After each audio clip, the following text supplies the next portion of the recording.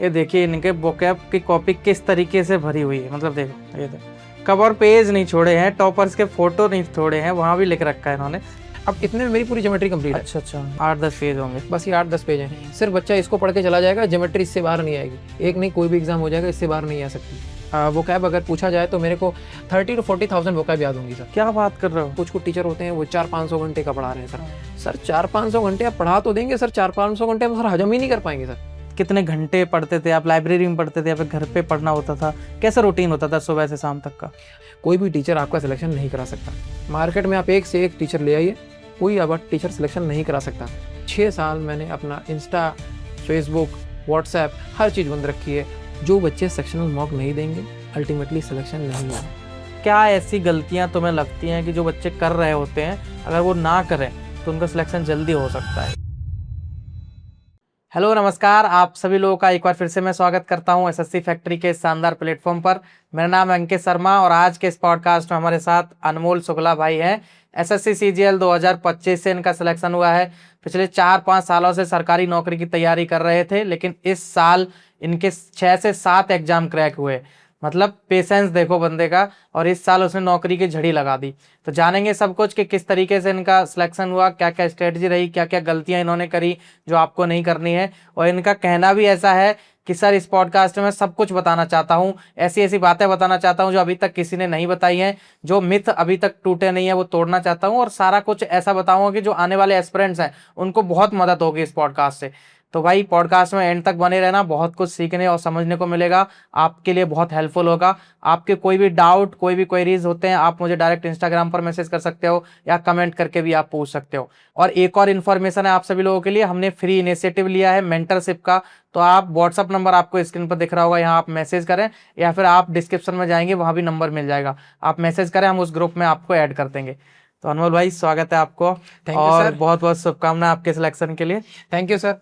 एक बार आप अपने मुंह ज़बानी इंट्रोडक्शन दे दीजिए। सर मेरा नाम अनमोल शुक्ला है सर मैं उत्तर प्रदेश के लखीमपुर खीरी डिस्ट्रिक्ट से बिलोंग करता हूँ, और वहाँ से सर मैंने अपनी इनिशियल स्कूलिंग करी फ्रॉम डॉन बॉस्को स्कूल। वहाँ से sir I got sir from 10th में सर मेरे पास साइंस साइड थी, एंड 12th में मैंने साइंस साइड से परस्यू किया, आगे बढ़ा। फिर 10th में सर क्योंकि इतनी पढ़ाई नहीं हो पाई, सो मेरे 74.8% परसेंटेज थे सर। बट आफ्टरवर्ड सर मेरे को पढ़ाई की तरफ रुझान हुआ कि देख सकते थे सर पढ़ाई से बहुत सारी चीज़ें चेंज हो सकती हैं जो हम लोग नहीं कर पाए, जो लोग नहीं जोड़ देते हैं पढ़ाई से, क्या क्या चेंज हो सकता है वो सर मैंने खुद देखा अपने आंखों से। फिर सर 12th में मेरे 90.6 परसेंटेज, एंड उसके बाद में सर मैंने अपनी पढ़ाई कानपुर यूनिवर्सिटी से, सर छत्रपति साहू जी महाराज कानपुर यूनिवर्सिटी, वहाँ से मैंने अपना BA किया है सर। फिर उसके बाद मैं तैयारी की तरफ रुझान कर गया। इनिशियल स्टेज से ही सर 12th के एंड से ही मैंने अपनी पढ़ाई सीजीएल की तरफ, एसएससी सीजीएल के लिए डेडिकेटेड तैयारी चालू कर दी थी सर। ओके, अभी एज क्या है आपकी? सर मेरी एज 23 ईयर्स है सर। Okay 23 years. अगर मैं जैसे इस रिजल्ट की बात करूँ एसएससी सीजीएल 2025 वाला जिससे आपका सिलेक्शन हुआ है, उसमें आपका क्या रैंक रहा, क्या मार्क्स रहे और कौन सी पोस्ट मिली आपको? यस सर, एसएससी सीजीएल 2025 में सर मैंने प्री में 150 स्कोर किया था सर, एंड फिर उसके बाद मेंस में सर मेरे को भी पूरी तरीके से नहीं याद है सर, बता देते हैं आपको। मैथ्स में सर मेरे 84 नंबर थे, एंड रीजनिंग में 83, मैथ्स में एक भी गलत नहीं था उस समय, एंड इंग्लिश में सर मेरे 119 नंबर थे, स्लाइटली लेस, एंड जीएस में मेरे 55 नंबर थे। ओवरऑल मेरा 341 स्कोर था sir. And I got sir, क्योंकि मैं परस्यू कर रहा था होम पोस्टिंग के लिए, so I got sir office superintendent. हाँ, मार्क्स तो आपके काफ़ी अच्छे हैं, और भी पोस्ट कोई भी मिल सकते थे आपको। यस सर क्योंकि शुरुआत से ये था कि हमको I prefer location over post, तो सर हमको शॉर्ट सिलेक्शन चाहिए था कि हमको घर पे चाहिए, क्योंकि सर इतने नंबर थे, सर तभी भी विश्वास था कि रैंक अच्छी आ जाएगी और अच्छी पोस्ट मिल सकती हैं। बट क्योंकि ये पोस्ट के लिए अच्छा बना भी, नई पोस्ट एक आई थी, तो सर रहा कि हम इसमें जा सकते हैं। अच्छा, गुड। जैसे अगर मैं और एग्जाम, जैसे आपके इस साल और भी एग्जाम हुए हैं, तो कुछ बता सकते हैं कौन से एग्जाम में आपका सिलेक्शन हुआ? यस सर बता सकते हैं सर। मेरा फेज का सबसे पहला एसएससी का एग्जाम फेज का ही हुआ, फेज 13 अराउंड सर 13 चल रहा था, फेज 13 में मेरा सिलेक्शन हुआ। And sir Delhi police ministerial में सर सिलेक्शन मेरा हुआ, एंड DSSB का सर पेपर होता है, उसमें मेरा सिलेक्शन हुआ। एंड एनटीपीसी सर एनटीपीसी मेरा सिलेक्शन हुआ सर। एनटीपीसी में आई got sir very good score sir, but afterward I skip sir DV sir, her cheese miss कर चाहिए। मैंने चंडीगढ़ जोन से प्रेफर किया था, और सीजीएल हो ही गया आपका। सीजीएल तो आपका सर तो फिर आपको यही सीजीएल यही पोस्ट लेना है कि और दूसरे एग्जाम में जाना है मतलब? नहीं सर, इस एग्जाम से हमको यही पोस्ट लेना। अब आगे सर मैं एग्जाम नहीं देना चाहता हूँ सर। क्या मैं बात चाहता कर हूँ रहे हैं? यस सर, मैं चाहता हूँ कि सर अभी तो मैं सीजीएल के थ्रू यही और आगे परस्यू करने के लिए सर देखता हूँ कि अगर UPSC? Sir UPSC and civil services के लिए आगे अगर रुझान हुआ मेरा, क्योंकि जाते हैं कि एक बार सेटलमेंट हो जाए उसके बाद में सर। Great great. घर पे कौन कौन है फैमिली में? सर मैं सिंगल चाइल्ड हूँ सर। मेरे पापा जनरल स्टोर का शॉप है उनकी, एंड मेरी मम्मी हाउसवाइफ है।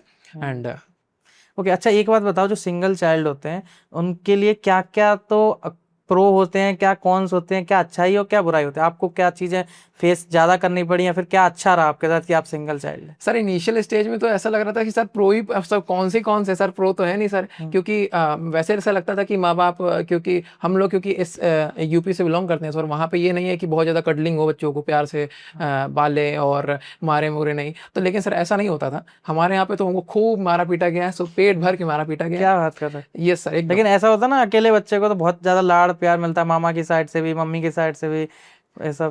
नहीं सर, हमारे तो पापा मम्मी और खासकर मेरे मामा ने तुमको बहुत मारा है सर।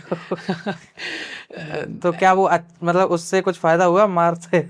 सर वो मार ना आज हमको दिख रही है सर, आजकल वो मार ना पड़ती तो आज सर समय की मार में खा रहा होता सर।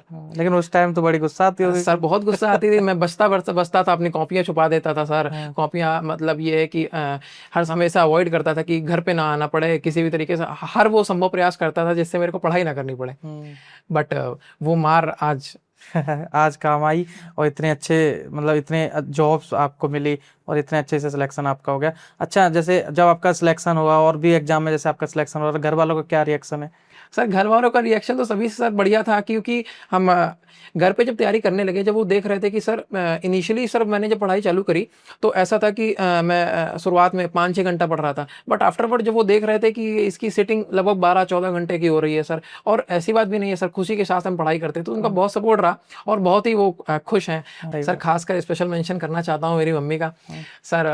मतलब उनके घुटनों में भी दर्द रहती है, लेकिन सर मैं ऊपर बैठ के पढ़ाई करता था फर्स्ट फ्लोर पे सर। मतलब एक कॉल मैं करता था ऊपर से ही सर, कहना नहीं चाहिए कि हाँ मैं आलसी था, लेकिन सर क्लासेस चला करती थी तो सर ऐसा होता था कि क्लासेस चल रही है तो मैं कर देता मम्मी खाना, तो मेरे को हर वो चीज़ उन्होंने इस तरीके से दी आकर के समय समय पे मेरा ध्यान रखा, तो सर वो सरियल फीलिंग थी कि अब उनके लिए कुछ करना है सर। वो पढ़ाई सिर्फ एक बोझ नहीं था मेरे लिए, एक पैशन बन गया था कि अब ये करना है, इस जिंदगी को हम जी रहे थे सर, माँ बाप के लिए कुछ करना है। और खासकर मेरे पापा सर, मेरे पापा जो डेडिकेटेड रूप से सर मेहनत करते हैं सर। वो सुबह आज भी सर वो है, हम मैं नहीं उठ पाता हूँ लेकिन वो सुबह 4 बजे उठते हैं, रनिंग करने जाते हैं, योगा करते हैं, एंड फिर उसके बाद 4 बजे से 10 बजे तक वो शॉप में बैठते हैं सर।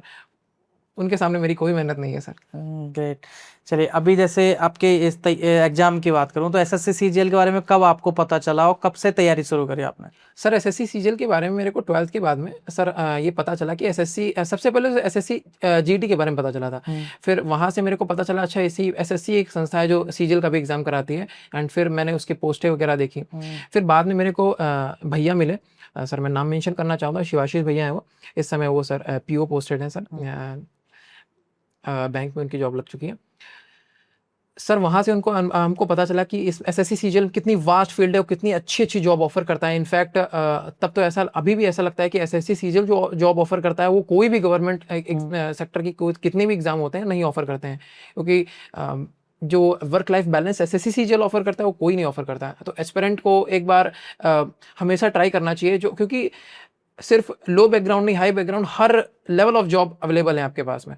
तो तब मेरे को पता चला, एंड 2020 से मैंने अपनी प्रिपरेशन चालू कर दी थी। अच्छा, तो तब तो ग्रेजुएशन, फिर अब एग्जाम आपने कब दिया पहला अटेम्प्ट? सर पहला अटेम्प्ट मैंने 2024 में दिया था। ग्रेजुएशन हो चुका था तब तक? हाँ, तब मेरा ग्रेजुएशन हो गया था। फिर 2023 में सर एक्चुअली मेरा अटेम्प्ट था, बट वो माने नहीं था अटेम्प्ट, और उसमें सर मेरा प्री क्वालिफाई हुआ था। आई गॉट 144 स्कोर सर, मेरा प्री तो इजीली क्वालिफाई हो गया था, बट मेंस के लिए क्योंकि हमको पता था हो नहीं पाएगा, और ये भी पता था ग्रेजुएशन नहीं हुआ है, तो वो नहीं हुआ। फिर 2024 में सर मेरा प्री में 165 स्कोर था, एंड मेंस में मेरा 336 स्कोर था।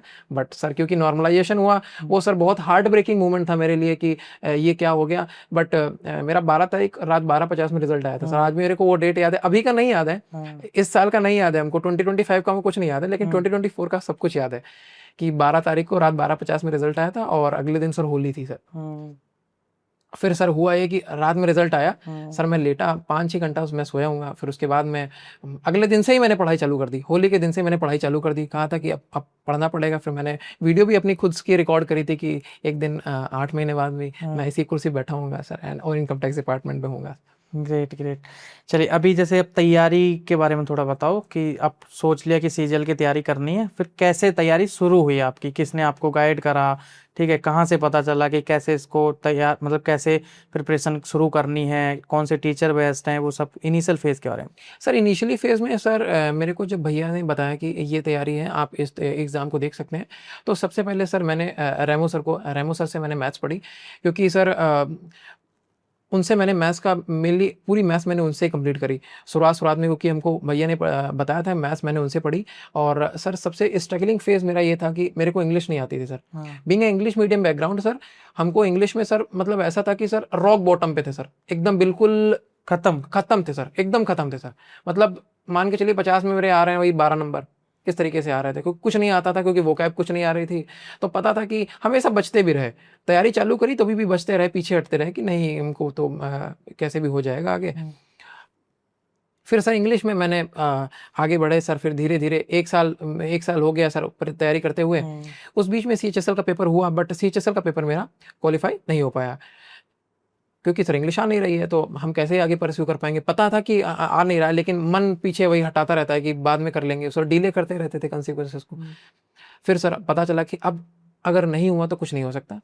फिर सर यहाँ मुखर्जी नगर में हमको पता चला कि क्रिस्टोफर सर हैं। सर मेरा सर भाग्य रहा कि सर क्रिस्टोफर सर ने यहाँ पे ऑनलाइन चला रखा था, ऑफलाइन बैच ही चलते थे, लेकिन वो ऑनलाइन भी उसको पढ़ा रहे थे। तो सर मैंने उनका कोर्स वहाँ पे बाई किया। वो सर वहाँ से मेरी सर इंग्लिश की एक जर्नी पूरी चेंज हो गई, इंग्लिश को देखने का नज़रिया चेंज हो गया। And special mention sir Remo sir का भी इंग्लिश में बढ़ाने के लिए, क्योंकि सर हमें बुक नहीं कभी पढ़ता था। अच्छा, कभी बुक नहीं पढ़ते थे सर। सर वहाँ पे उन्होंने इतना समझाया हमको कि आप मतलब बुक पढ़ सकते हैं। डेली रीडिंग की हैबिट मेरी धीरे धीरे पड़ी। भैया ने भी सजेस्ट किया कि तुम बुक पढ़ सकते हो, और मेरे को बहुत सारी चीज़ें उन्होंने बताई कि आप वीडियो सुन सकते हो इंग्लिश में, ताकि सर क्योंकि इनफैक्ट हमको 5th 6th की बुक पढ़नी पड़ गई इंग्लिश में कि किस तरीके से इंग्लिश आए हमको। तो ओके चलिए अभी जैसे मैं अब डिटेल में जानूंगा आपकी सब्जेक्ट वाइज स्ट्रेटजी, ताकि जो आने वाले बच्चे हैं उनको हेल्प हो पाए कि भाई किस तरीके से स्ट्रेटजी बनानी है, राइट। उससे पहले आपका थोड़ा रूटीन और टाइम टेबल बताओ कि जब सीरियस तैयारी आप कर रहे थे तो कितने घंटे पढ़ते थे आप, लाइब्रेरी में पढ़ते थे या फिर घर पे पढ़ना होता था, कैसा रूटीन होता था सुबह से शाम तक का? सर मेरा रूटीन ये था कि मैं लाइब्रेरी नहीं जाता था सर। लाइब्रेरी नहीं सूट करी मेरे को, क्योंकि सर मैं जनरली मैं बोल करके पढ़ता हूँ सर। लाइब्रेरी में वो चीज़ अलाउ नहीं है कि आप विस्पर नहीं कर सकते सर, बोल नहीं सकते। तो मैं घर ही में पढ़ता था। एंड सर मेरा रूटीन ये था कि सुबह वही अराउंड 9:30 के आसपास उठते थे हम सर। अच्छा। और 10 बजे पढ़ने बैठ जाते थे। जैसे ही सर सबसे पहले उठ करके सर मैं मेडिटेशन करता था सर। वो सर मेरा फिक्स था कि मेडिटेशन मैं करूँगा 10 से 15 मिनट सर, जिसमें मैं अपने आप को शांत रखता था, मेडिटेशन करता था बिल्कुल। और फिर उसके बाद मैं मेडिटेशन करने के बाद में वोकैब पढ़ता था। मेरा 1 से 1.5 घंटा वोकैब में जाता था सर। इनिशियल फेज़ की बात है, इनिशियल फेज़ में मैं वोकैब पढ़ता था खूब। और वोकैब पढ़ने के बाद सर वही पूरा रूटीन इस तरीके से चलता था। फिर मैं मैथ्स पढ़ता था, फिर मैं रीजनिंग पढ़ता था सर। तब फेज़ में जब इनिशियल फेज़ था ऐसा, तो मैं जीएस की तरफ फोकस नहीं था। जीएस में भी बहुत स्ट्रगल करना पड़ा। अच्छा, बट हाँ अराउंड 10 to 12 आवर्स तो मैं निकालता था। 10 से 12 घंटे आप पढ़ लेते थे? हाँ, और भी सर ऐसा नहीं था कि 10 से 12 घंटे बीच में सैटरडे संडे। सर मेरा कोई सैटरडे कोई संडे कुछ नहीं होता था, कोई ऑफ नहीं है, कुछ नहीं। रोज पढ़ना है, मतलब पढ़ना है। अच्छा, जब इतनी मेहनत करी और फिर आपका 2023 आपने अटेम्प्ट दिया, तब तक आपकी ग्रेजुएशन नहीं हुई थी, फिर 24 वाला दिया, उसमें आपका सिलेक्शन नहीं हो पाया, फिर 25 में आपका सिलेक्शन हुआ, तो इतना ये लंबा पीरियड हो गया बहुत। कैसे अपने आप को मोटिवेट कर रहे थे कि भाई नहीं मुझे पढ़ना है, डेली मुझे 8-10 घंटे पढ़ाई करनी है और कभी ना कभी सिलेक्शन हो ही जाएगा, 24 में नहीं हो कोई नहीं 25 में ले लेंगे। कैसे पेशेंस इतना बनाए रखा, कौन मोटिवेट कर रहा था, कहाँ से जज्बा और जुनून आ रहा था? सर इसमें मोटिवेशन का फैक्टर तो एक हमेशा से मेरे मामा रहे, क्योंकि सर उन्होंने भी अपनी लाइफ में सर एकदम, हमारे पास तो सर सब कुछ था, हमारे मम्मी पापा सपोर्ट कर रहे थे, तो वहाँ पे तो उनको कोई सपोर्ट नहीं था। वो मेरे एक ऐसे गाइडेंस के तौर पर आए कि हम उनको देखते थे कि यार इतना मेहनत तो नहीं करनी पड़ती, एटलीस्ट हमारे पापा मम्मी मेरे साथ में, हमको सिर्फ पढ़ाई करनी है। तो सर कभी भी ये नहीं लगा कि पढ़ाई मेरे लिए बोझ है। सर सिलेक्शन नहीं हुआ, मानते थे 2024 में नहीं हुआ, वो कुछ समय तक तो सर बिल्कुल इफेक्ट करा, मेरे को नींद नहीं आई रात में, सोचते थे कि क्या होगा आगे। सब कुछ लोग, क्योंकि फैमिली बैकग्राउंड है सर, कुछ लोग ऐसे हो जाते हैं, वो सोचने लगते हैं कि हाँ ये तो सब झूठ ही, क्योंकि सर मैंने वो हुआ है कि क्योंकि जब सिलेक्शन हुआ तो मैंने सबको बता दिया तो कुछ लोगों को मिठाइयाँ भी दी गई। अच्छा। सर अब वो सर मेरे को सिलेक्शन ना होना नहीं खला, वो चीज बहुत खल गई कि सब लोगों के पास गलत इन्फॉर्मेशन पहुंच गई, उनको लगा होगा कि अच्छा 2024 में सबको पता चल चुका है कि तुम्हारा सिलेक्शन हो गया। हाँ जी सर। और जब फाइनल रिजल्ट आया तो उसमें नॉर्मलाइजेशन हो गया तो हाँ। आपका पोस्ट चली गई। वो हमको पता था सर कि ये क्या हुआ है। हाँ। लेकिन सर हम किसको किसको बताते जा करके कि मेरे साथ ये चीज हो गई है, कोई मानेगा भी नहीं ऐसे, और जाहिर सी बात सर मानना भी नहीं चाहिए, मैं खुद होता और तो नहीं दुनिया मानता। मजा लेने के लिए बैठी होती है भाई। बिल्कुल। उनको तो खुशी थोड़ी हो रही है कि तुम्हारा सिलेक्शन हो गया, उनको इस बात की ज्यादा खुशी हुई कि पता चला कि नहीं हुआ है इसका जी सर। सिलेक्शन। ऐसा होता है आसपास। सर वहाँ पे भी सब जब नहीं हुआ तो मम्मी पापा को मैंने देखा, तो पापा ने भी उस समय कुछ नहीं कहा कि कोई बात नहीं, नहीं हुआ तो अगली बार में हो सकता है, कोई दिक्कत नहीं, आप मेहनत करे रहो। सर मम्मी का तो बिल्कुल हमेशा, मम्मी पापा का ऐसा सपोर्ट रहा कि पीछे की कभी ऐसा लगा ही नहीं हम अकेले हैं सर। सर फिर उसी जोश के साथ, उसी उमंग के साथ, इनफैक्ट उससे ज़्यादा खुशी के साथ में पढ़ाई 2025 में चालू किया। Okay great. चलिए अभी हम थोड़ा स्ट्रेटजी को समझते हैं, ठीक है। तो ऐसे इस तरीके से स्ट्रेटजी बताना कि जो बिल्कुल फ्रेशर बच्चा है, बिगिनर है, और वो तैयारी में आया है, उसका मैथ बिल्कुल खत्म है, एवरेज है, फिर इंग्लिश बिल्कुल खत्म है, और वो बस तैयारी करना चाहता है, जैसे तैसे उसका बीए बीएससी जो भी नॉर्मल, अभी पता ही है तुम्हें कि कैसे कॉलेज से आराम से हो जाता है, कुछ ज़्यादा पढ़ने लिखने की भी जरूरत नहीं पड़ती बहुत सारे कॉलेज में, ठीक है। अब वो आ गया तैयारी के फेज में, अब कैसे तैयारी करे वो, तो बिल्कुल बेसिक से हम चलेंगे, ठीक है। तो इंग्लिश के बारे में ही हम समझ लेते हैं बिल्कुल जीरो से, और पूरा बताना इंग्लिश में कैसे वोकैब, कैसे कॉम्प्रिहेंशन, वो सारा कुछ, ठीक है। तो बिल्कुल जीरो से कैसे इंग्लिश की स्ट्रेटजी बनाए बच्चा, या फिर आपने कैसे बनाई? सर इंग्लिश में जब सबसे पहले बच्चा सब तैयारी करने आता है, सबसे पहले गलती क्या करता है सर, उसको लगता है कि सर इंग्लिश का मतलब इंग्लिश ग्रामर, जो कि सर एकदम फॉल्स है। इंग्लिश का मतलब इंग्लिश ग्रामर नहीं सर, इंग्लिश का मतलब है आपकी रीडिंग स्किल और आपका वोकैब। जितनी ज्यादा वोकैब पे पकड़ होगी सर, आप आप ग्रामर का मतलब क्या है सर, वो ग्रामर तो आप कुछ रूल्स के अकॉर्डिंग कर रट सकते हैं सर, 120 रूल्स आते हैं, आप रट लीजिए, ग्रामर कर लेंगे। बट अगर वोकैब नहीं आ रही तो आप सेंटेंस ही नहीं समझ पाएंगे कि सर आगे कहना क्या चाहता है।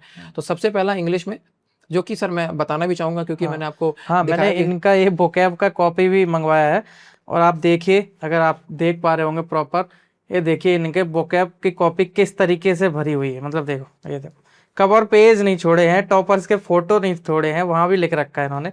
तो बताओ इसके बारे में, कैसे आपने ये वोकैब करा है? सर वोकैब का सबसे पहला रूल यही है कि आप उसको क्रैम्प करिए। आप कभी वोकैब याद नहीं कर सकते अराउंड, सर मेरे को वोकैब अगर पूछा जाए तो मेरे को 30 to 40,000 वोकैब याद होंगी सर। क्या बात कर रहे हो? ये सर मेरे को, मतलब इससे इनफैक्ट इससे ज़्यादा ही होंगी, इससे कम नहीं होंगी। कहाँ से करी वोकैब आपने? सर सबसे पहले कहाँ से, मतलब हर जगह से मैंने कर डाली सर, जहाँ जो चीज़ अवेलेबल थी हर से सबसे करी। सबसे पहले सर क्रिस्टोफर सर की BMW आती है सर, BMW आती है सर, मैंने उसको कंप्लीट करी, अराउंड 15 से 20 बार मैंने उसको पूरी पढ़ी होगी बुक। अच्छा सर मल्टीपल, क्योंकि वोकैब, सबसे पहले वोकैब जो बच्चा करने जाता है तो वो कहता है मेरे को 30 वर्ड रोज तैयार करने हैं। मैं 30 वर्ड रोज तैयार कर लूंगा। आप 30 तो तैयार कर लेंगे, लेकिन जब 3 दिन हो जाएंगे, जब वो 90 हो जाएगा तो आपका पहले का 30 भूल जाएगा। तो आप रादर देन 30 तैयार करने का, अच्छा आप सिर्फ रीड करिए। जितनी ज्यादा रीडिंग होगी उतनी ज्यादा दिमाग में चीजें पड़ी रहेंगी, क्योंकि वोकैब हम लोग की आउट ऑफ साइट हो जाती है। वोकैब एक प्रोसेस है, एक आप प्रोसेस के तरीके से उसको तैयार कर सकते हैं, लेकिन आप वो सोचिए डेस्टिनेशन है कि मैं 50 वोकैब कर लिया अब तो मेरा एग्जाम हो जाएगा, ऐसा नहीं होने वाला है। तो एक दिन में कितने वोकैब करते थे आप? सर शुरुआत में तो एक दिन में 30 वोकैब करता था। शुरुआत में 30 वोकैब में पढ़ता था, 30 वन वर्ड सब्स्टिट्यूशन पढ़ता था, एंड 30 ईडीएम पढ़ता था। ये सर शुरुआत में चला। अब सर शुरुआत में तो जब बच्चे देखते हैं तो सर ओवरवेलम हो जाते हैं कि अरे इतना कैसे हो पाएगा इतना, बट क्रिस्टोफर सर ने बहुत हेल्प करी, वो भी धीरे धीरे वो तो रिपीट करते रहते थे शब्द को। तो जितना ज़्यादा रिपीटिशन दिमाग में जाती है, जितनी ज़्यादा हम लोग चीज़ों को रिपीट करेंगे, रादर देन कि सबसे तैयारी करने का फेज में जो SSC एस्पिरेंट के बच्चे ज़्यादातर जो गलती करते हैं, तो उनको लगता है कि हम चीज़ों को मगअप कर लें, रट लें। सर रटने से ये जर्नी नहीं क्लियर होगी, क्योंकि यहाँ पे सर एक से एक बब्बर शेर बैठे हुए हैं सर, सही बात, उनको सब कुछ आता है सर। तो आप उनको पछाड़ सकते हैं अपनी मेहनत से। आपको लेबरस बनना पड़ेगा, मल्टीपल टाइम्स रीड करनी पड़ेगी। जितनी ज़्यादा रीडिंग उतने ज़्यादा आगे आप निखरते चले जाएंगे। तो शुरुआत में 30 वोकैब में याद करता रहा। सर मैंने BMW कंप्लीट करी, फिर उसके बाद मेरे को ब्लैक बुक के बारे में नहीं पता था, ब्लैक बुक के बारे में पता चला, ब्लैक बुक से मैंने ब्लैक बुक भी फिर पढ़ना चालू करी, फिर ब्लैक बुक में जितने भी सारा ब्लैक बुक में था, फिर मैंने भी उसको कम से कम 30 से 40 बार ब्लैक बुक पूरी खत्म करी होगी। लोग कहते हैं कि ब्लैक बुक एक बार कंप्लीट कर ली तो बस हो गया, सर मैं क्या बताऊं सर, मैंने ब्लैक बुक को घोट के पी गया हूँ सर। हाँ, इस तरीके से पढ़ी है। और सिर्फ आप अगर सर उसको ऐसे ऐसे सोचेंगे कि हम उसको याद कर लेंगे तो सर ब्लैक बुक ऐसे याद नहीं करी जाएगी, आप उसको कंटिन्यूसली रीड। फिर सर जब ब्लैक बुक तक आया तब थोड़ा सा एक्सपीरियंस हो गया, तो मैं 100 ईडियम फ्रेसेस पढ़ता था, 100 वोकैब तैयार करता था एंड 100 वन वर्ड सब्स्टिट्यूशन करता था। तो डेली कितना टाइम देते वोकैब को आप? सर कम से कम 2.5 से 3 घंटा डेली? बाकी और सब्जेक्ट कैसे मैनेज होंगे फिर? सर मैथ भी पढ़ना है, इंग्लिश, और इंग्लिश में और भी चीज़ें करनी है, जीके जीएस भी है, रीजनिंग भी है, मॉक टेस्ट भी लगाने हैं, फिर इनका रिवीजन भी करना है, सबसे इंपॉर्टेंट रिवीजन नोट्स बनाने हैं। कैसे करे बच्चा? सर हर चीज़ पॉसिबल है, आप एक बार ठान लीजिए, हर चीज़ पॉसिबल है। क्योंकि सर पढ़ाई करते समय अगर आप समय पे ध्यान दे रहे हैं तो आप पढ़ाई नहीं कर रहे हैं, आप समय देख रहे हैं। हमारे ख्याल से तो यही है हमारा। आपको मेंशन करना चाहूँगा जो बच्चे टारगेट बनाते हैं, तो शायद मैं टारगेट अपने रोज बनाता था, रोज टारगेट बनाता था, लेकिन आज तक कभी मेरा टारगेट पूरा नहीं हुआ। अच्छा, हाँ, कितना टारगेट बनाते? सर मेरा टारगेट ही 18 पे 20 घंटे का होता था। लोग समझेंगे ये कैसा टारगेट बना लिया। सर मैं क्या करूँ, अपने आप से उम्मीद इतनी बना रखी थी कि मेरे को करना है, और फिर बाद में जाकर कहते थे अरे नहीं हुआ कल और जोर लगाएंगे, नहीं हुआ कल और जोर लगाएंगे। तो इसीलिए सर मैं 2.5 से 3 घंटा देता सर इंग्लिश को, क्योंकि इंग्लिश में हमने देख लिया था कि सर अगर इंग्लिश नहीं हुई तो सर मेरा सिलेक्शन नहीं होगा। क्योंकि मेंस में भी आप देखेंगे 45 क्वेश्चन आ रहे हैं, 135 की तो इंग्लिश आ रही है। इंग्लिश में अगर सिलेक्शन नहीं होता है, अगर आप नहीं आ रही तो आपका सिलेक्शन नहीं होगा। तो इंग्लिश में तो वर्थ इट है, मैं जितनी ज़्यादा वोकैब कर लूँ उतनी ज़्यादा आसान है। तो मैं इंग्लिश को ही कम से कम सर 5 से 6 घंटा देता था। एंड क्रिस्टोफर सर के बाद सर, क्योंकि उनसे कंप्लीट हो गया पूरी ग्रामर, एंड फिर सर हमको शॉर्ट टर्म, क्योंकि क्रिस्टोफर सर की क्लासेस बहुत सारी थी। अब के बच्चे जो तैयारी चालू करेंगे वो क्रिस्टोफर सर की पूरी क्लासेस कंप्लीट करने हैं, क्योंकि अब सर मल्टीपल एग्जाम्स लगे रहते हैं, तो उनको सर कंप्लीट जल्दी करना होगा। तो सर आई एडवाइस कि सर आप 120 रूल्स पढ़ सकते हैं, एंड तरुण ग्रोवर सर हैं, आप उनसे इंग्लिश पढ़ सकते हैं। वो बहुत शॉर्ट में, कंसाइज में पढ़ा देंगे, बट उससे पहले आपको पहले बेसिक पता होना चाहिए। अदरवाइज की सर, जैसे रीडिंग कहाँ से करते थे? सर मैंने रीडिंग के लिए स्पेशली सर न्यूज़पेपर तो नहीं किया, बट हाँ मैं बुक बहुत रीड करता था। सेल्फ हेल्प बुक्स मैंने बहुत पढ़ी हैं, लाइक एटॉमिक हैबिट सर पढ़ ली है, एंड एटॉमिक हैबिट के बाद बहुत सारी बुकें ऐसी आई जो मैंने सेल्फ हेल्प पढ़ी। थॉट एंड थिंकिंग वाली बुकें एक आती हैं सर, मैंने उससे बहुत सारी पढ़ी, जिससे मेरे को ये हुआ कि इससे मेरे को हेल्प भी मिलती रही और इंग्लिश भी इंप्रूव होती रही। वो अंडरस्टैंडिंग बिल्ड हो गई कि भाई किस तरीके से। ओके, तो ग्रामर आपने क्रिस्टोफर सर से कर ली? Yes sir. ओके, तो जैसे इंग्लिश में और भी कोई ऐसी समस्या रही हो तो मैं, जैसे तुमने बोला कि तुम्हारी इंग्लिश बहुत ही खत्म थी एकदम, तो बहुत सारे बच्चे भी तैयारी जो शुरू करेंगे, तो ऐसे कुछ और भी दिक्कतें आई हो तो कैसे टैकल करा उन्होंने? तो सर बहुत सारी दिक्कतें, मतलब जैसे कि आप, क्योंकि इंग्लिश आ नहीं रही थी तो पता नहीं था कि किस तरीके से मैं आगे बढ़ सकता हूँ, कि इसमें किस तरीके से करा जाए। क्योंकि ऐसा तो है नहीं कि मैं बुक कोई ले आऊँगा, बुक से पढ़ लूँगा, तो मॉक तो देने ही थे। अब क्योंकि मेरा वोकैब वाला सीट तो चलता जा रहा था, अब ऐसा तो है नहीं कि मेरी जब वोकैब खत्म हो जाएगी तब मैं मॉक देना चालू करूँगा, ये तो सर था नहीं। अब क्योंकि इस फेज में मैंने फिर लगाया भी बहुत सारे क्वेश्चन, कहने तो नहीं चाहिए, लगभग 1,00,000-1,50,000 भी लगा डाले होंगे सर। 1,00,000-1,50,000 क्वेश्चन लगा दिया आपने? अब क्योंकि सर, अब क्योंकि इसमें क्वेश्चन मायने नहीं रखते, बात ये कि कितनी प्रैक्टिस करी होगी। हमने रिपीटिशन बहुत सारी करी है। 1,00,000-1,50,000 का मतलब नहीं है, हो सकता है कि इसमें ऐसा भी है, इसमें 20,000 क्वेश्चन ऐसे होंगे जो मैंने कम से कम 2-3 बार रिपीट करे होंगे उनको सर, क्योंकि सर अंडरस्टैंडिंग मेरे को चाहिए थी पूरी तरीके से। तो फिर मैं ऐसे, असल में मेरा जो भी जब कंप्लीट कर लिया मैंने वोकैब, मतलब धीरे धीरे चल रहा था वोकैब, तो हमको था कि प्रैक्टिस करनी है कहीं से। तो टेक्स्ट बुक का मैंने पास सब्सक्रिप्शन ले लिया टेक्स्ट बुक से, टेक्स्ट बुक का प्रो भी आता, मैंने दोनों चीज़ ले ली। वहाँ से मैंने इन जो सेक्शनल मॉक्स आते हैं, सेक्शनल PYQs, वो मैंने लगाना चालू करे। कम से कम 400 से 500 मैंने लगा डाले होंगे। अच्छा, सिर्फ सेक्शनल, पूरा मॉक नहीं, सिर्फ सेक्शनल ही मैंने लगा डाले। वहां से हमको सर बहुत पता चल गया कि वो 12 मिनट का आता था। 12 मिनट में सर, असल में लोग लगता है कि अरे 1,00,000-1,50,000 कैसे लग गया सर। 1,00,000-1,50,000 लग सकते हैं सर। आप एक दिन में देखेंगे 1,00,000-1,50,000 तो आपको लगेगा अरे कैसे SSC के एस्पिरेंट को ऐसा लगता है कि बस तुरंत कर ले, बस फटाफट कर ले चीजों को। पेशेंस रखना पड़ता है, रगड़ना पड़ता है सालों तक सर। अब रोम एक दिन में थोड़ी बना होगा सर, वो समय लगता है सर। हमको क्या था कि हम कम से कम 4 देते थे इंग्लिश के मॉक, सेक्शनल 4 देते थे, तो 12 मिनट का था, 12 चौक 48, आधे पौन घंटे का काम था। उसके बाद एनालिसिस बहुत ज़्यादा 1-1.5 घंटा लगने वाला था। वो 1-1.5 घंटा मेरे को कितना फ्रूटफुल रहा। अब 4 मॉक रोज के हिसाब से मैं देखता था, तो ऐसे देखते देखते महीने में मेरे हो गए 120। सही बात है। अब ये 4 मॉक हो गए, धीरे धीरे ऐसे साल में मेरे और मॉक होते चले गए, क्योंकि मेरे पास एम्पल अमाउंट ऑफ टाइम भी था। हमको था कि इंग्लिश सब स्ट्रॉन्ग करनी है, और धीरे धीरे पढ़ते चले जाएंगे, स्ट्रॉन्ग होती चली जा रही थी। ओके फिर मैंने इस तरीके से इंग्लिश को लगाया। ओके। जैसे अगर अभी मैथ की बात करें, हाँ, तो मैथ कैसे करा आपने पूरा जीरो से?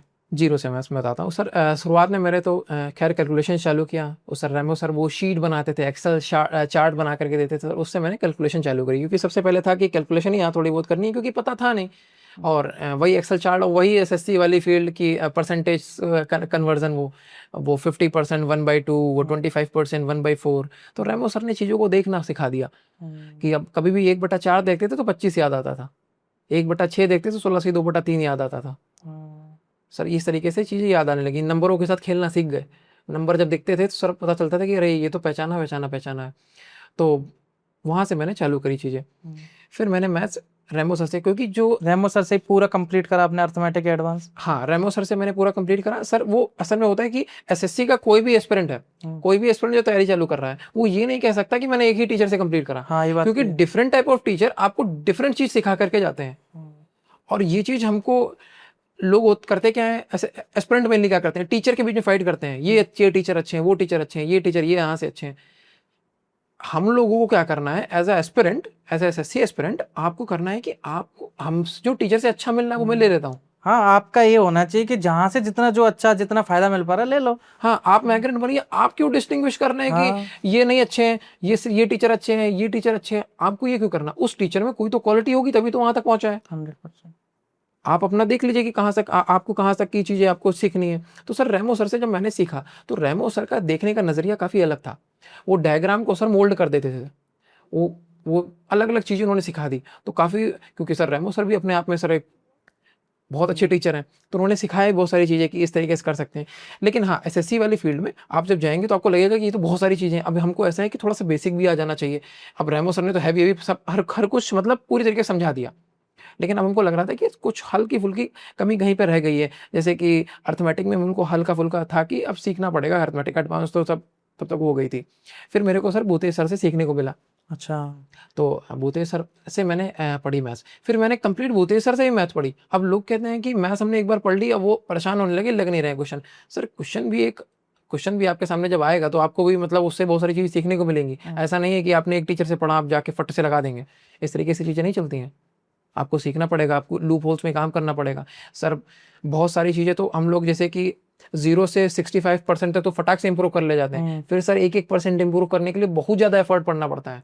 इनफैक्ट सारे टीचरों ने एक टीचरों को पढ़ा है, लोगों को तो बच्चों को नहीं पता है। जो एसएससी एस्पिरेंट्स हैं उनको ऐसा लगता है कि एक ही टीचर से पढ़ लिया आप तो सब आ जाना चाहिए। सर ऐसा नहीं होता है। लेकिन एक ये चीज आपको सिलेबस कंप्लीट करने के बाद करनी है। सिलेबस कंप्लीट करना आपको एक ही टीचर से है। हाँ, राइट। Yes sir. एक ही टीचर से आप बिल्कुल डेडिकेटेड होके पढ़ेंगे जब तक आपका सिलेबस नहीं हो जाता। जी सर। ऐसा नहीं कि आपने 2 चैप्टर कर लिया, तीसरा टीचर ढूंढ लिया, दूसरा टीचर ढूंढ लिया, ऐसे तो फिर आपका सिलेबस कभी कंप्लीट नहीं हो। राइट, यही बात है ना? बिल्कुल। हाँ, ये बात क्लियर करना भी जरूरी है, वरना बच्चा बोले कि इनने तो अलग अलग टीचर से पढ़ा है तो हम भी ऐसे पढ़ लें। ऐसा तभी करना है जब आपका सिलेबस हो गया है, मार्क्स आपके 130 135 पहुंच रहे हैं, कहीं कमी आपको दिख रही थोड़ी बहुत, तो उसके लिए आप थोड़े थोड़े और दूसरे टीचर्स को एक्सप्लोर करके आप अपनी चीज़ों को बेटर कर सकते हो। Yes sir. क्योंकि एक साथ में ऐसा तो हो नहीं सकता कि हम लोग एक साथ में sir we can not put finger is in every pie. हर चीज थोड़ी सीख सकते हैं कि यहाँ से भी कर ले वहां से भी कर ले। लेकिन हाँ, एक बार करने के बाद में अंदाजा हो जाता है कि क्या चीज अधूरी रह गई। और तभी आप समझ भी पाओगे कि क्या चीज वहाँ की हमें रखनी है और क्या यहाँ से लेना है। नहीं तो कंफ्यूज हो जाओगे, बोला ये सर तो अलग तरीके से करा रहे हैं, वो अलग तरीके से करा रहे हैं, और कंफ्यूज हो जाओगे। राइट। तो टीचरों के बीच में अब जैसे कि हमने मल्टीपल टीचर फॉलो भी करे। अब मैंने भूते सर से तो पूरा कंप्लीट कर लिया। अब वहां पे ये रहा कि वहां से हमको मॉक मैथ्स के अच्छे नहीं मिल रहे थे। फिर हमको सर, और क्योंकि मैथ्स में हमको था कि और इम्प्रूव करना है, और क्योंकि सर वो होता है वो बढ़ती चली जाती है कि एक बार पढ़ लिया आप तो हमको और पढ़ना है और पढ़ना है। सर रेमो सर की भी शीट लगा कर मैंने कंप्लीट कर दी, बोते सर की भी शीट लगा के कंप्लीट कर दी सर वहाँ से। और जिस तरीके से मैं नोट्स बनाता था, कभी सर मैंने नोट्स जो है क्वेश्चन तो कभी नोट डाउन करे नहीं सर। अच्छा। नोट्स तो मैंने कभी बनाए नहीं, हमेशा लिखा फेंका, भूल गए फिर से लिखा फिर से फेंक दिया।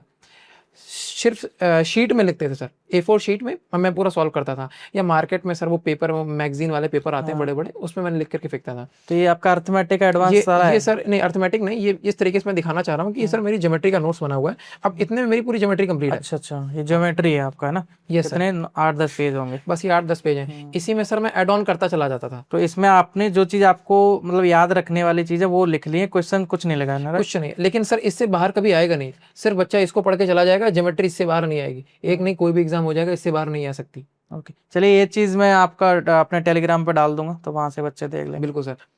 और फिर इसी तरीके से मैं, क्योंकि हमको मैथ्स के क्वेश्चन लगाने थे सर, अब क्योंकि सीख लिया, बेस बन गया, हर चीज़ मेंटेन हो गई, अब हमको सर ये था कि और क्वेश्चन लगाने हैं। फिर वहाँ से मैंने sir Shubham sir, RB sir, RB पढ़ाते हैं, आरबी रिवोल्यूशन, वहाँ से मैंने शुभम सर को फॉलो किया। शुभम सर के मॉक्स काफ़ी अच्छे मॉक्स और काफ़ी बढ़िया मॉक्स रहते थे। वहाँ से उनका मैथ्स का भी कोर्स, मैथ्स का कोर्स के साथ साथ मैंने मॉक्स ले लिया, कोर्स भी उनका मैंने इस बार ले लिया कि ताकि, क्योंकि मॉक लगा रहे थे तो मॉक में उनके कोई हैवी क्वेश्चन होते थे, तो कोर्स में सॉल्विंग थी। अच्छा, तुम्हारा ये था कि 2024 में मैं रह गया हूँ, इस बार कोई कमी ना रह जाए ना? जी सर। तो जहाँ से जो चीज़ मिल सकती है ले लो। सर फिर मैंने 2024 के बाद में सर वो पढ़ाई भी मैंने फिर सर एक्सट्रीम लेवल पे चालू कर दी। वो सर हमको शायद वो थोड़ा सा हार्म भी करा मेरे शरीर के तौर पे, मेरी थोड़ी सी कमर वमर भी सर बैक पेन होने लगा। मतलब हाँ, ये बहुत अच्छा पॉइंट है, मतलब आपको हेल्थ से कॉम्प्रोमाइज नहीं करना भाई। बिल्कुल नहीं करना नौकरी मिल जाएगी, थोड़ा लेट मिल जाएगी, लेकिन है अगर आपको इंजरी होगी, बैक पेन हो गई, जिंदगी भर आपको परेशान करेगा। बिल्कुल सर। राइट, तो हेल्थ का भी ध्यान देना, बाहर भी निकलना, 1-2 घंटे खेलना भी है। सही बात है कि नहीं? बिल्कुल सर, सही, बिल्कुल ये सही बात है सर। जो मैंने नहीं किया, ये मैं चाहता हूँ ये बच्चे ना करें। हाँ 14-15 घंटे पढ़ने की जरूरत नहीं है, बट हाँ मैंने करा है, क्योंकि सर वो ये हो गया था कि अब मेरे को सर चीज़ों में क्योंकि एक समय एक बार एक होता है कि चीज़ों से कनेक्शन बिल्ड हो जाता है, लोग इंसान से कनेक्शन बिल्ड करते हैं। सर मैंने पढ़ाई से कनेक्शन बिल्ड कर लिया सर, फिर वो धीरे धीरे मेरा इतना टच हो गया कि सर मैं जब तक नहीं पढ़ता था मेरे को अच्छा नहीं लगता था। लेकिन बैलेंस रखना है। बिल्कुल सर, बैलेंस जरूरी है, लाइफ बैलेंस से चलती है। Yes sir. राइट। तो फिर वहां से मैंने मैथ्स पूरी अपनी कंप्लीट करी लगा करके। फिर मैथ्स के इंडिविजुअल मॉक भी मैं देता था। इंग्लिश के तो मैं 4 लगाता था सेक्शनल, बट मैथ्स के मैं 2 सेक्शनल लगाता था रोज। 2 सेक्शनल का मतलब 25-50 क्वेश्चन हो गए, बाकी एक कोचिंग का अलग। अच्छा, कितना टाइम तक, मतलब कितने टाइम में मैथ का सिलेबस कंप्लीट हो जाता है? जैसे बहुत सारे टीचरों का 400 घंटे का कोर्स है, किसी का 300 घंटे का है, अब तो 100 घंटे के भी आ गए हैं कोर्सेज, है ना? तो लेकिन अगर प्रॉपर अच्छे से करना हो, A to Z पूरा कवर हो जाए उसका, तो कितना टाइम में हो जाता है? सर आपके फेज में तो बहुत सारी चीजें डिफरेंट हो गई हैं, तो मेरे को लगता है कि सर आपको डेडिकेटेड 7 to 8 मंथ लगेगा लगाने के लिए। आप एक बार फाउंडेशन बैच पूरा कर लीजिए, किसी भी टीचर से आप फाउंडेशन करना चाहें, स्पेशल मेंशन नहीं करना चाहता हूँ, कोई भी टीचर जो आपको समझ, जिनसे आपको समझ में आ रहा है, जिनसे आपकी ट्रेनिंग बैठ रही है, 7 to 8 मंथ लगा करके आप शांति से, बहुत ज़्यादा क्लासेस देखने की जरूरत नहीं है सर, क्योंकि यहाँ पे हो जाता है कि कुछ टीचर होते हैं वो 400-500 घंटे का पढ़ा रहे हैं सर। सर 400-500 घंटे आप पढ़ा तो देंगे सर, 400-500 घंटे हम सर हजम ही नहीं कर पाएंगे सर, क्योंकि सर आपको बताएं 1 घंटे की वीडियो लाइव जो भी आती है, रिकॉर्डेड भी आती है, तो 1 घंटे की वीडियो को कंप्लीट करने में कम से कम 2.5 घंटा लग जाता है। तो इट इज़ फिजिबल ही नहीं है कि आप 7-8 महीने में कंप्लीट कर पाएं, और फिर आपको रिवीजन भी करना है तो ओवरवेलम हो जाएंगे आप। तो एक बार छोटा कोर्स जो भी होता है फाउंडेशन, किसी भी सर का आप ले सकते हैं, मेंशन तो मैं नहीं कर रहा हूँ, लेकिन आप लोग होशियार हैं, आपको पता है कि कौन से टीचर अच्छे हैं जिनसे आप बैठ रहे हैं। फिर उसके बाद में जब टीचरों का टियर 2 बैच आता है, टायर 2 बैच होता है, वो बहुत ही अच्छा बैच होते हैं। अच्छा, मैं तो कहूँगा कि जो इनफैक्ट जिनका बेसिक अगर स्ट्रांग है वो सीधे टियर 2 पे स्विच कर जाएं, क्योंकि टियर 1 टियर 2 जैसा होता कुछ नहीं है। आप टियर 2 एक बार पढ़ लीजिए बैच, जो भी आता है फाउंडेशन, मतलब टियर 2 का फाउंडेशन बैच आता है, कंसाइज होते हैं, लेकिन वो सर बेस्ट होता है। इसमें और अच्छे क्वेश्चन, बहुत अच्छे अच्छे क्वेश्चंस भी आते हैं, और बहुत कम समय में आपको क्वालिटी मिल जाएगी। क्योंकि एक जो चीज़ मैं बताना चाहूँगा, जो स्पेशल मेंशन करना चाहूँगा, कोई भी टीचर आपका सिलेक्शन नहीं करा सकता। मार्केट में आप एक से एक टीचर ले आइए, कोई अब टीचर सिलेक्शन नहीं करा सकता। होता क्या है, एसएससी एस्पिरेंट चाहते हैं कि ये टीचर मिल जाए, ये हमको करा देगा, यहाँ से हम प्रैक्टिस बैच भी ले ले, यहाँ से हम फाउंडेशन बैच भी ले ले, यहाँ से हम ये भी ले ले, यहाँ से वो भी पढ़ ले। सर सिलेक्शन तो अपने आप लगाने से होगा, खुद के प्रैक्टिस से। आपने कितने क्वेश्चंस लगाए हैं? सर हमने भी लगभग मैथ्स के भी लगभग मुझसे 1-1.5 लाख क्वेश्चन लगाए होंगे सर, इनफैक्ट इससे ज्यादा ही क्वेश्चन लगाए होंगे। वही बात मैं कह रहा हूँ कि आपने कितने क्वेश्चंस लगाए हैं, ऐसा नहीं कि आपने कितने क्वेश्चंस टीचर को लगाते हुए देखे हैं। Yes sir. आप लेटे वीडियो देख रहे हो बस, फिर आप बोलो कि हमने तो इनका कोर्स भी कर दिया, उनका भी कर दिया। भाई लेटे आपने कितने लगाए, आपने कितनी पेन खत्म करी है? राइट सर यही बच्चे करते हैं सर, उनको ऐसा लगता है कि शुरुआत में तो हम जा रहे हैं तो हमने देख लिया, वो सर वीडियो कंप्लीट करते हैं सर। हाँ, उनको ऐसा लगता है कि वीडियो कंप्लीट करने से आगे, सर वीडियो कंप्लीशन अलग चीज है, तैयार होना अलग चीज है। लोग पढ़ने को, याद करने को अलग अलग चीज, ये अलग अलग चीजें हैं, पढ़ना अलग है, याद करना अलग है। तो सर वो मैथ्स लगाते तो है नहीं। अब सर वो 400 घंटे का भी जो कोर्स है वो आप पढ़ तो ले रहे हो, आपके अंदर कितना गया सर? इस तरीके से जो इतने एग्जाम्स जब निकल गए सर, ऐसे तो निकले नहीं, इनफैक्ट अच्छे अच्छे स्कोरिंग मैंने कर दी है, तो कुछ तो सर सही किया होगा। सही बात है। तो वहाँ पे मैंने ये चीज़ ये एनालाइज करी कि यहाँ पे बहुत ज़्यादा मिस्टेक कर रहे हैं बच्चे, कि अब उनको यही नहीं पता है कि टीचर का कोर्स करे पड़े हैं सर। सर खुद से लगाना पड़ेगा आप सर। और लोग जो शॉर्ट ट्रिक टीचरों में देखते हैं सर, उन्होंने खुद ने सीखी है लगा करके। जब आप खुद लगाएंगे, नंबरों के साथ खेलना सीखेंगे, तो आपकी, और सच पूछिए सर, मैंने कभी शॉर्ट ट्रिक नहीं लगाई, अच्छा। शॉर्ट ट्रिक्स मैंने नहीं लगाई। आप बेसिक से करिए, आप आराम से पूरा एग्जाम कर सकते हैं, कोई टेंशन नहीं होगी। आप बेसिक से जाइए, क्योंकि सबसे बड़ी दिक्कत है, इंसान जब मैथ्स पढ़ना चालू कर रहा है, एसएससी स्टूडेंट जब मैथ पढ़ना चालू करता है तो उसको लगता है 25 में 25 करें, नहीं करे तो बेकार, हाँ। मेंस में 30 नहीं करे, 90 में 90 नहीं है तो बेकार। सर मैथ्स और एग्जाम इस तरीके का है कि आपको लोगों से अच्छा करना है, आपको खुद का कंपटीशन को नंबर थोड़ी लाना समझना है। वो 12th की मैथ्स लोग देख रहे हैं, उनको ऐसा लग रहा है कि ये तो मैं 12th की मैथ लगा रहा हूँ। सर ऐसा नहीं होता। 25 में आप जैसे कि सेक्शनल टाइमिंग आ गई है, हाँ। तो आप 25 में ये अगर सोच के जाएंगे मैं 25 में 25 कर दूंगा, तो सर आप फेल हो जाएंगे।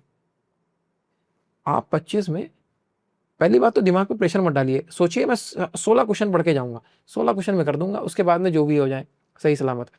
20 तक के ले जाएंगे तो भी बढ़िया है, को पेपर पे डिपेंड करता है।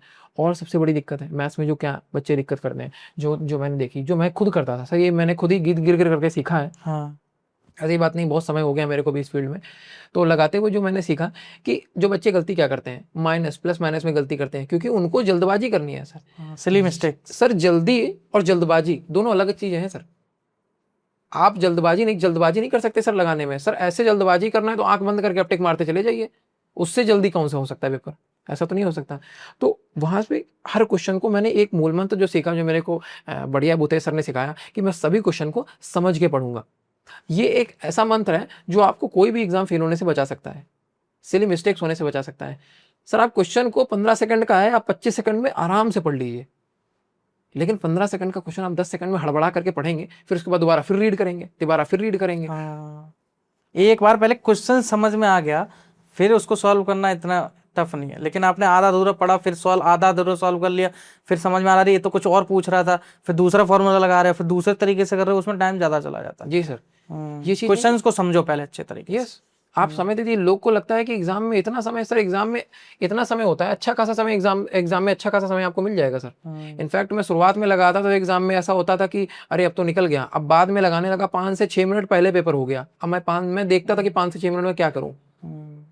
अच्छा, एक बात और बताओ, जैसे बहुत सारे बच्चे मॉक में तो बहुत अच्छा कर रहे होते हैं, ठीक है, लेकिन जब एग्जाम हॉल में जाते हैं तो एक प्रेशर उन पे अजीब सा आ जाता है, और हड़बड़ाहट में बहुत सारी चीजें गलत कर देते हैं और उनका पेपर खराब हो जाता है। आप एग्जाम हॉल के बारे में बताओ, आपने इतने सारे एग्जाम भी दिए हैं, किस तरीके से बच्चा बैठे और किस तरीके से पेपर को करना चाहिए उसको, पहले मैथ शुरू करे, कैसे करे, मतलब क्या उसकी चीजें हो कि भाई ज्यादा प्रेशर उस पर ना आए और अच्छे से पेपर हो जाए। सर सबसे पहली तो चीज़ है ये, अगर चीज़ें आपको डर से निकलना है तो सर उसके पहले आपके पास में बैकअप में आपका अच्छा खासा मौका अपने लगा के गए हो, हाँ। ताकि आप एग्जाम हॉल की कंडीशन से आप रूबरू हो चुके हो। ऐसा ना हो कि आप पहली बार वो कंडीशन देख रहे हैं तो आप ओवरवेल्म हो जाएंगे, आपको लगेगा अरे ये क्या हो रहा है। हाँ। तो मेरा ये स्ट्रेटजी रहता था कि सर है तो सर एग्जाम ही, हाँ। नहीं होगा तो अगले साल होगा, हाँ। और नहीं होगा तो अगले साल होगा। सर मैंने तो सोचा था मैं 30 साल तक एग्जाम की तैयारी करूंगा, ना घर से कोई प्रेशर ना कुछ भी। तो मेरे दिमाग में हर चीज़ क्लियर थी सर, कि प्रेशर लेकर के एग्जाम तो सर निकलेगा है नहीं, क्योंकि इतना पढ़ लिया है।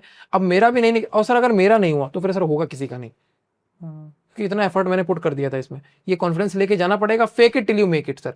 या तो आप पहले से आपको पता हो सर, आगे का तो पता नहीं, लेकिन सर जो भी हमको लग रहा है कि ये मेरे लिए फायदेमंद है सर, मैं उसका फायदा करता था, उठाता था पूरी तरीके से।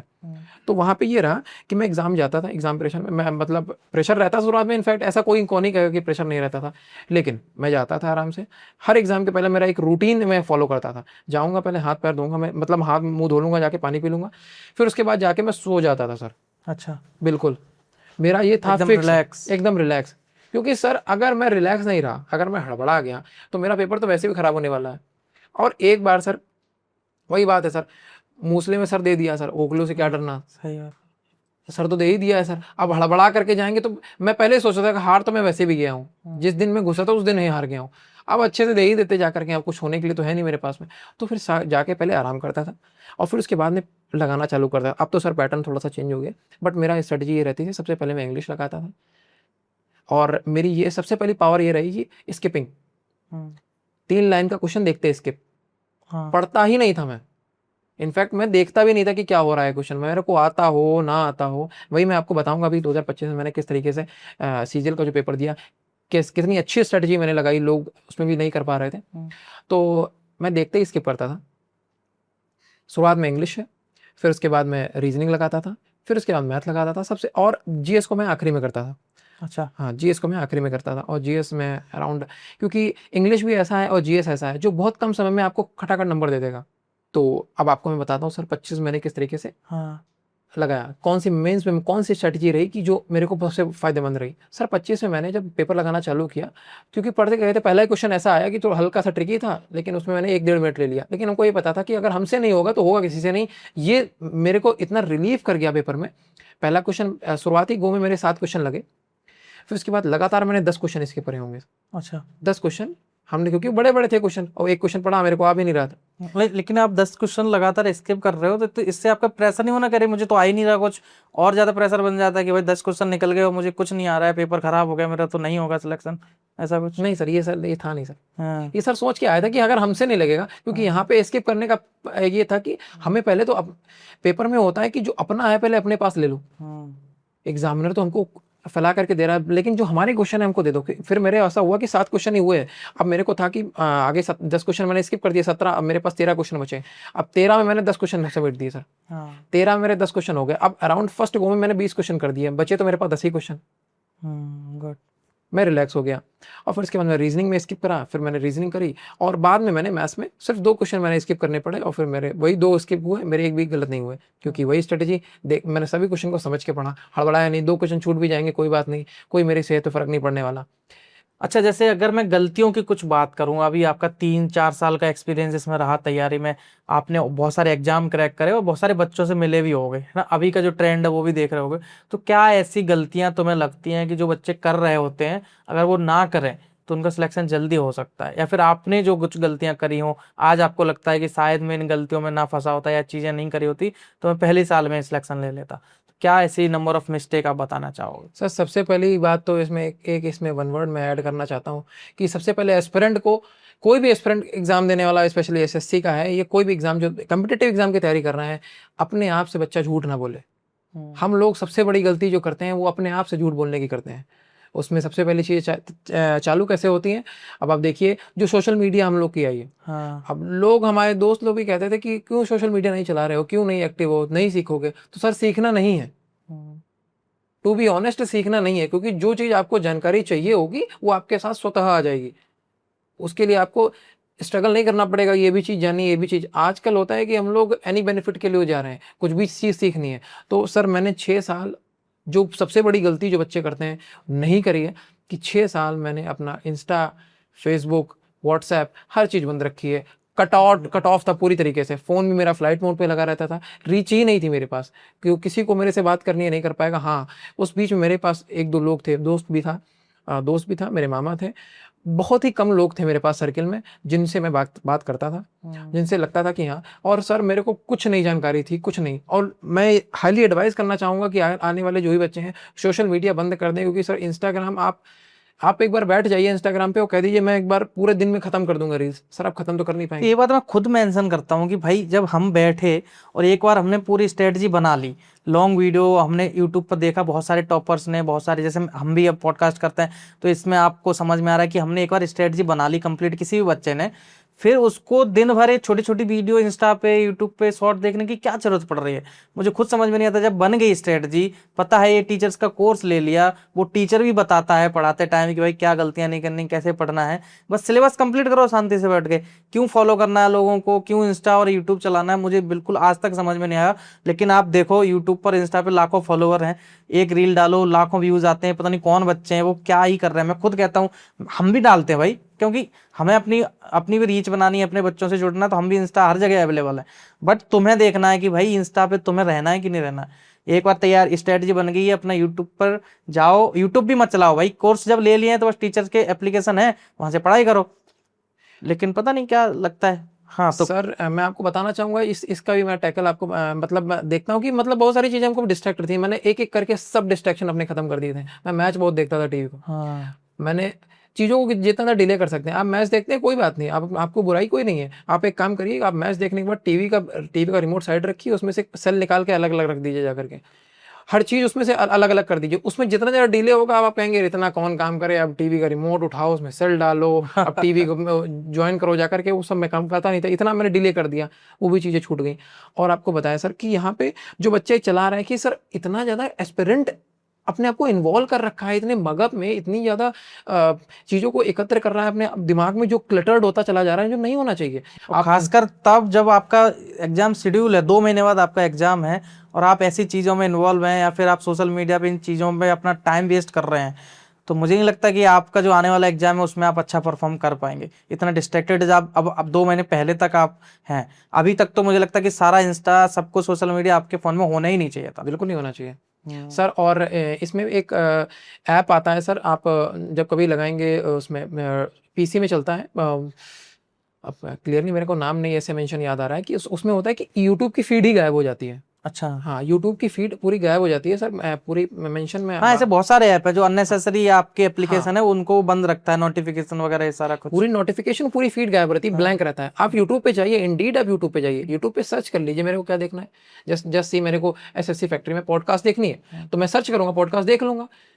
मैं क्यों भाई उनकी फीड पे जाऊं, स्क्रॉल करता रहूं, स्क्रोलिंग इतनी ज़्यादा चल रही है, बेमतलब का चीज़ें आदमी इंसान देखता चला जा रहा है सर। आप 1 मिनट भी आप दिए और बहुत ज़्यादा डिस्ट्रैक्ट हो जाएंगे। सबसे पहली गलती तो ये। दूसरी गलती है सेक्शनल मॉक ना देना। हाँ, जो बच्चे सेक्शनल मॉक नहीं देंगे अल्टीमेटली सिलेक्शन नहीं होगा। सेक्शनल मॉक मस्ट है, आपको देना पड़ेगा, खूब देना पड़ेगा। और सबसे बहुत आसान काम है पढ़ाई करना, एक सबसे आसान काम है, सबसे इंटरेस्टिंग काम है। इसकी हार में भी आपकी जीत है, इसकी जीत में आपकी जीत तो है ही है। हाँ, हार कैसी होगी भाई, 2 नहीं लगा पाए, 1 लगा पाए हो, वो भी तुम्हारी जीत ही है। इसमें कभी आप हारेंगे नहीं। ये ऐसी लड़ाई है जिसमें जीत ही जीत है। Heads I win tells you lose, इसमें हमेशा आप जीतते रहेंगे। लेकिन ये बच्चे नहीं समझते, बच्चों को लगता है कि नहीं नहीं, तो सेक्शनल मॉक लगाना ही लगाना है। आप छोड़ नहीं सकते हैं, आप 2-2 लगाइए, आप नहीं लग रहा है आप 1-1 लगाइए, लेकिन आप लगाइए।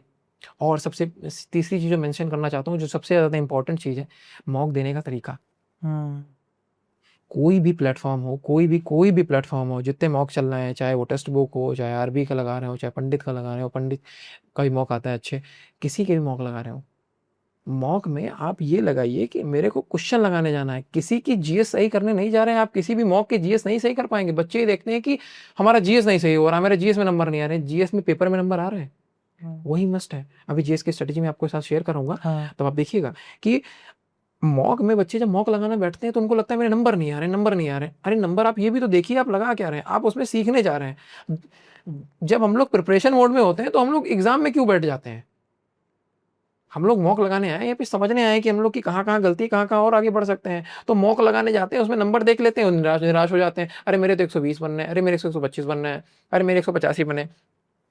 मॉक कभी भी लगाइए तो आप मेंशन, आपको देखना क्या है, आपको देखना है मैथ्स, आपको देखना है इंग्लिश, आपको देखना है रीजनिंग, जीएस आपको नहीं देखनी है।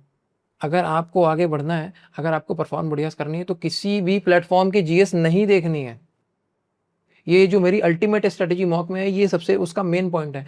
किसी भी, चाहे वो कोई भी प्लेटफॉर्म हो, उसकी जीएस नहीं देखनी है। जीएस आपको सिर्फ प्रीवियस ईयर की देखनी है, उससे आपको, उसी से आपका उद्धार होगा। बाकी हम आपको जीएस के 25 क्वेश्चन देख देंगे, आप हिला नहीं पाओगे। 100 मॉक देंगे, 100 के 100 क्वेश्चन नहीं हिला पाओगे। लेकिन पेपर इस तरीके का नहीं आता है, प्लेटफॉर्म जो भी बनाते हैं वो अलग तरीके से। तो आपको प्रीवियस ईयर क्वेश्चन लगाने हैं जीएस में, और बाकी जब ये आप मॉक दे दीजिए तो इसमें देख लीजिए कि मेरा कहाँ कौन कौन सा टॉपिक वीक आ रहा है, जो एनालिसिस करने का सही तरीका है। ओके, जैसे अभी आप जीके जीएस के स्ट्रेटजी छूट रहा है, तो उसके बारे में थोड़ा और बताओ कि कैसे जीके जीएस को कंप्लीट करना चाहिए बच्चे को, क्योंकि जीके जीएस में बहुत कन्फ्यूजन रहता है और पता ही नहीं है कि अनप्रिडिक्टेबल है, क्या पूछ लेगा क्या नहीं पूछ लेगा, कहाँ से शुरू करें, इतने सारे सब्जेक्ट हैं उसमें।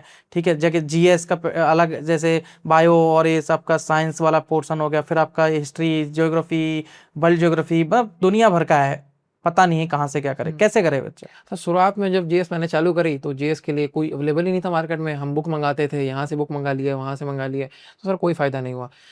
बट अल्टीमेट जो मैं मेंशन करना चाहता हूँ, जल्दी मैं ऐसे बोलता नहीं हूँ, मतलब जो भगवान ही मिल गए, परमार एसएससी, उन्होंने, मैंने 23 अगस्त 2023 में उनको ज्वाइन किया था। आज भी वो डेट मेरे को इसलिए याद है क्योंकि उस समय से जीएस अगर ना तैयार होती तो शायद एग्जाम ही नहीं निकलते अभी।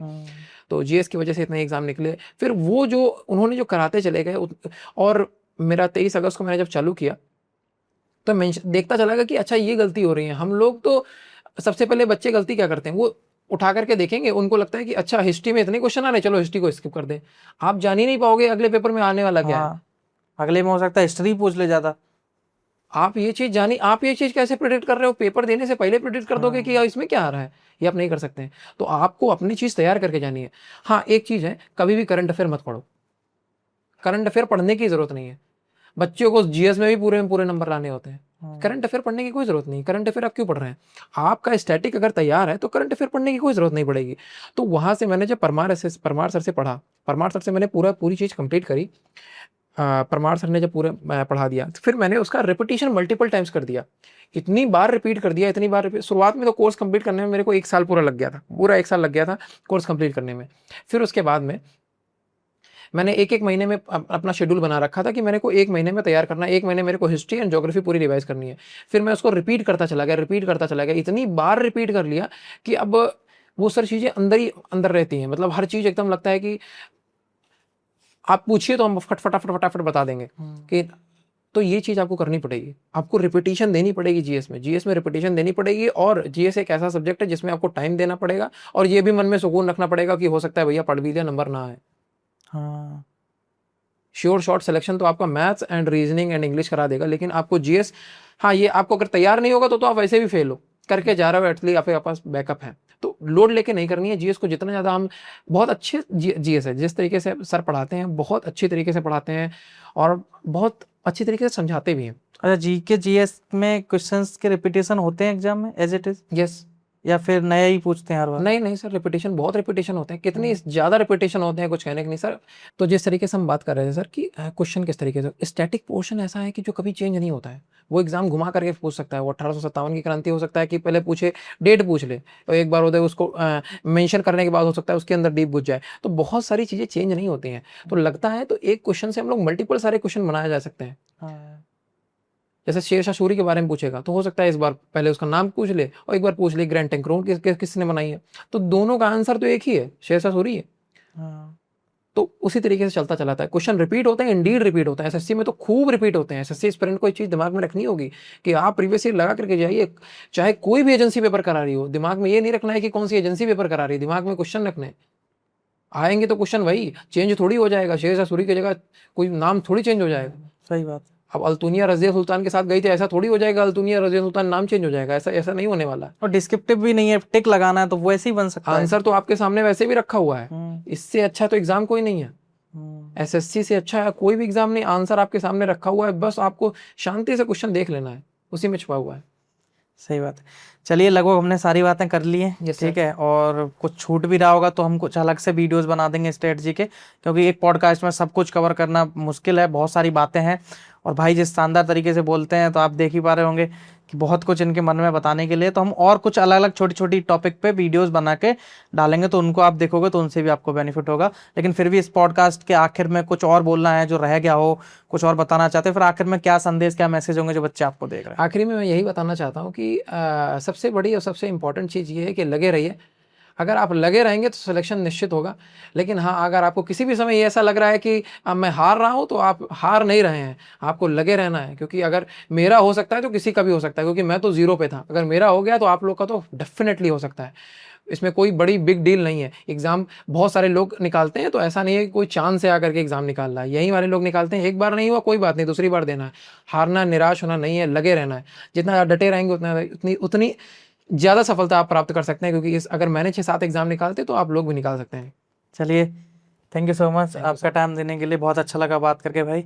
आई होप आपको भी बहुत कुछ सीखने और समझने को मिला होगा इस पॉडकास्ट से। ऐसे ही लगातार एसएससी फैक्ट्री पर हम आपके लिए टॉपर के पॉडकास्ट लाते रहते हैं, टॉपर से मिलवाते रहते हैं, उनकी स्ट्रेटजी, उनकी जर्नी आपसे भी लोग साथ शेयर करते हैं। और आपको उम्मीद करते हैं आपको बहुत फ़ायदा भी होता होगा। तो आप हमें भी सपोर्ट करिए भाई, चैनल को सब्सक्राइब करिए, लाइक करिए, शेयर करिए। आप इंस्टाग्राम पर जुड़ जाइए, वहाँ आप आपके डाउट भेज सकते हो। बाकी नंबर आपको स्क्रीन पर दिख रहा है, आप इस पर मैसेज करिए। आपके लिए फ्री हमने मेंटरशिप स्टार्ट कर रखी है।